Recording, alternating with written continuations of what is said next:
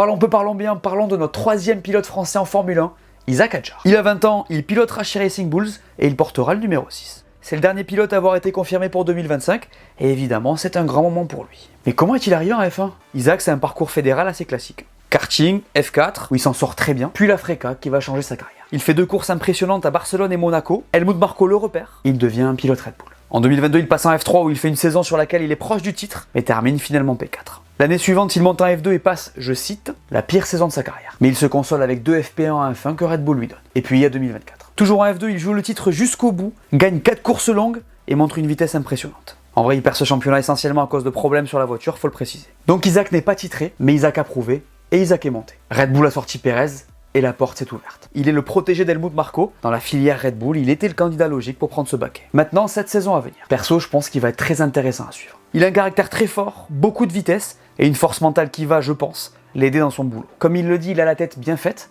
et il va en avoir besoin pour progresser dans cette équipe. Disons-le, sa mission, c'est de battre Yuki, qui sera vraiment un client.